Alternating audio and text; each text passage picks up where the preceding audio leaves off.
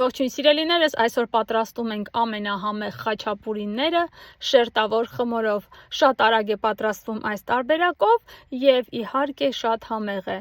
Մի քանի տարբեր եղանակներով եմ պատրաստվում, բայց այսօր կպատրաստեմ ֆեթա պանիրով։ Շատ ժամանակ ավելացնում եմ նաև մոցարելա պանիր եւ նաև կաթնաշոր,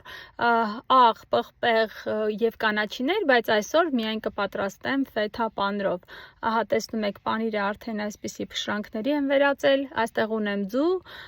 նաև քունջութի սերմեր եւ ձվի սպիտակուցը։ Այստեղ շերտավոր խմորն է, բաժանում եմ 4 մասի, ամեն մի շերտերը,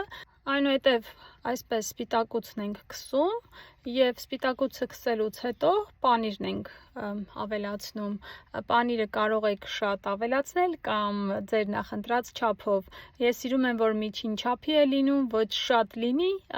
ոչ էլ շատ քիչ։ Հիմա կփակենք, ծայրերը կամրացնենք։ Շատ դեպքերում, եթե լավ ամրացված չի լինում, կողքերից դուրս է գալիս պանիրը։ Այս դեպքում, երբ որ ֆեթա պանիրով ենք պատրաստում, այդքան էլ հավանականությունը շատ չէ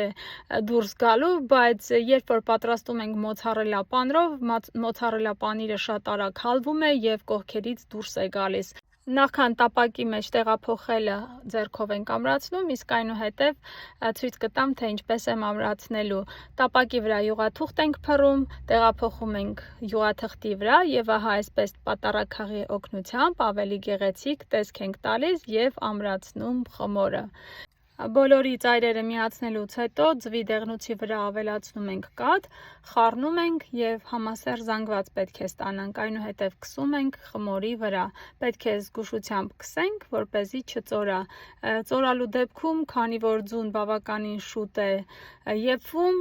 կարելի ասել վառվում է, իսկ դեռ մեր խմորը պատրաստ չի լինում։ Դրա համար ավելի լավ է խուսափել եւ այնպես քսել, որպեսզի գեղեցիկ ձևով քսված լինի։ Այնուհետև պատառաքաղով անցքեր ենք անում, քունջութի սերմերն ենք ավելացնում վրան եւ տեղափոխելու ենք ջեռոց։ Շատ կարեւոր է, որպեսզի ջեռոցը ճիշտ ջերմաստիճանում դրված լինի։ Նախապես պետք է տաքացնենք ջեռոցը 210 Ցելսիուս աստիճան, որը որ համարժեք է 410